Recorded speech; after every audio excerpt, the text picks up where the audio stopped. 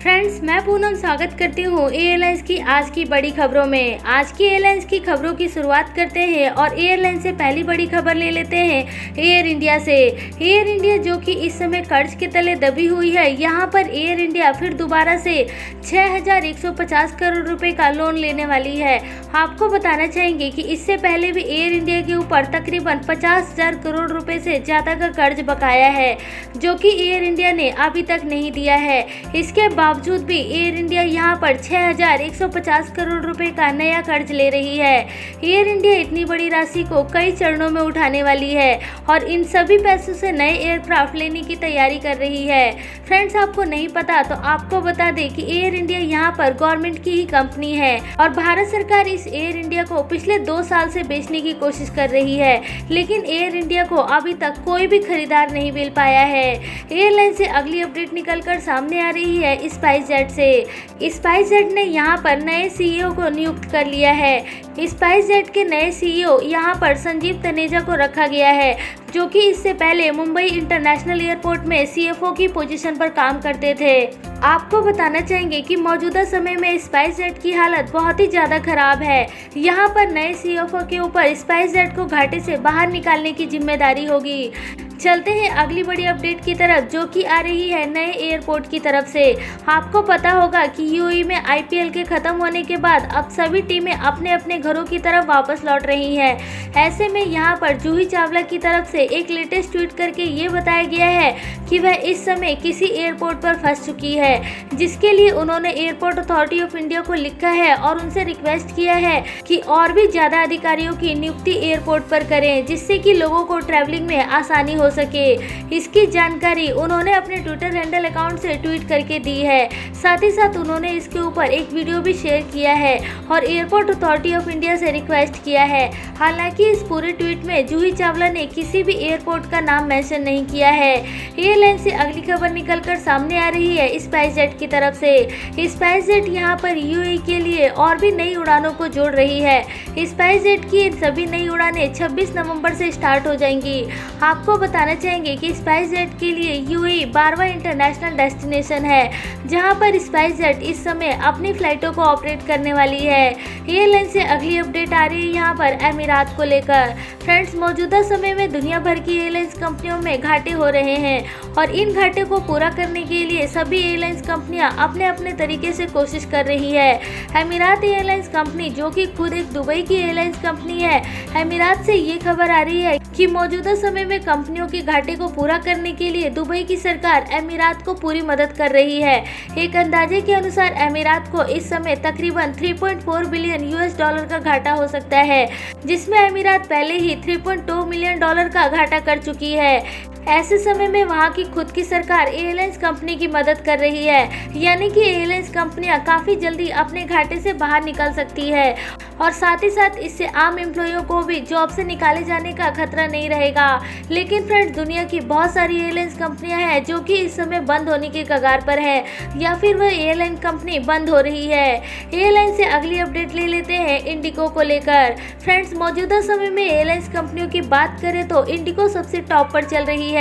Indigo का share इस समय अपने पूरे 1 साल के ट्रेडिंग सेशन में सबसे हाईएस्ट पर ट्रेड हो रहा है। इसका सबसे बड़ा कारण है कि इंडिगो का वेल मैनेजमेंट। इंडिगो यहाँ पर अपनी मुसीबत आने से पहले ही उसकी तैयारी कर चुका रहता है, जिस कारण से यहाँ पर इंडिगो हर एक समस्या से लड़ने के लिए इस समय पूरे तरीके से तैयार खड़ा है। इंडिगो की सबसे बड़ी कमजोरी थी कि इंडिगो के पास केवल और केवल एक तरह के ही एयरक्राफ्ट हैं, जिस कमजोरी को खत्म करने के लिए इंडिगो ने अभी हाल ही में नए एयरक्राफ्ट के ऑर्डर कर डाले हैं, जिसकी डिलीवरी भी धीरे धीरे आनी शुरू हो गई है। चलते हैं अगली बड़ी अपडेट की तरफ, जो कि निकलकर सामने आ रही है कतर एयरवेज की तरफ से। फ्रेंड्स, कोरोना वायरस के समय में यदि दुनिया में कोई एयरलाइंस कंपनी सबसे ज़्यादा अपनी फ्लाइटों को ऑपरेट कर रही थी तो वह केवल और केवल कतर एयरवेज ही थी, जो कि लंबी दूरी की अपनी उड़ानों को ठीक वैसे ही चालू रखी थी जैसे कि कोरोना से पहले कतर एयरवेज की उड़ानें ऑपरेट होती थी। इन सब के बावजूद भी कतर एयरवेज अब फिर से नए लोकेशंस के लिए अपनी उड़ानों को चालू कर रही है, जिसमें कि अब तक 7 नए डेस्टिनेशन पर उड़ानें चालू हो चुकी है और दिसंबर महीने में 2 और नए डेस्टिनेशन से उड़ानों को चालू कर लिया जाएगा। चलते हैं अगली अपडेट की तरफ। तो फ्रेंड्स, आपने ये अवश्य ही सोचा होगा कि मौजूदा समय में फास्ट ट्रैवलिंग करने का साधन केवल और केवल हवाई यात्रा ही है, लेकिन आपको यहाँ पर बताना चाहेंगे कि हवाई यात्रा से भी जल्दी और सुरक्षित यात्रा की शुरुआत के लिए भारत में इसकी टेस्टिंग भी शुरू की जा रही है। आपको बताना चाहेंगे कि इस टेक्नोलॉजी का नाम हाइपरलूप है, जिसमें कि घंटों की दूरी को मिनटों में पूरा किया जा सकेगा। यानी कि मुंबई से पुणे के बीच की दूरी को पहले पूरा करने में तकरीबन 2 घंटे का समय लगता था, वहीं अब इस दूरी को केवल और केवल आधे घंटे में पूरा कर लिया जाएगा। आपको बताना चाहेंगे कि ये हाइपरलूप का काम अभी भी शुरुआती स्टेज में है, जहां पर पहले टेस्ट राइड में एक भारतीय को हाइपरलूप में बैठने का मौका मिला और इस समय हाइपरलूप पूरे तरीके से टेस्टिंग फेज में है।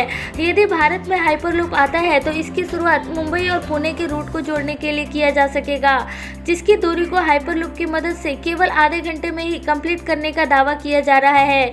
एयरलाइन से अगली अपडेट आ रही है वंदे भारत मिशन की नई उड़ानों की लिस्ट को लेकर।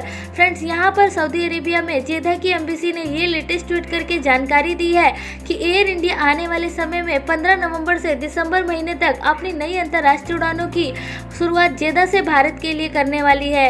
ये सभी की सभी उड़ानें वंदे भारत मिशन के अंतर्गत ही रहने वाली है, जिसमें पैसेंजर सीधा एयरलाइंस कंपनी से टिकट बुक करके ट्रैवल कर सकेंगे। यदि आप इस समय जेदा में हैं और भारत आना चाहते हैं तो आप एयर इंडिया की उड़ानों की टिकट की बुकिंग करके ट्रैवल कर सकते हैं।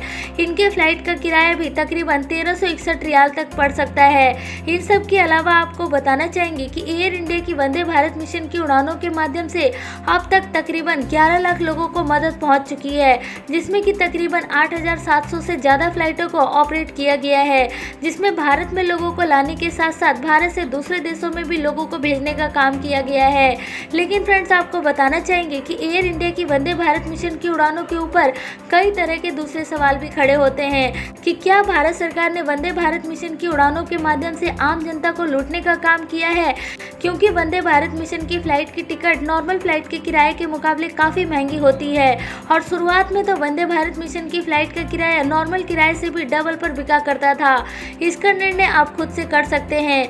आपका जो भी जवाब होगा वह वीडियो के नीचे कमेंट बॉक्स में कमेंट्स करके बता सकते हैं। तो फ्रेंड्स, ये थी आज की एयरलाइंस की कुछ जरूरी और बड़ी खबरें। ऐसी और खबरें देखने के लिए चैनल को सब्सक्राइब करने के साथ साथ बेल आइकन को दबाना बिल्कुल ना भूलें, क्योंकि हम यहाँ पर आपके लिए रोजाना बेसिस पर एयरलाइन से जुड़ी हुई खबरों को लेकर आते रहते हैं।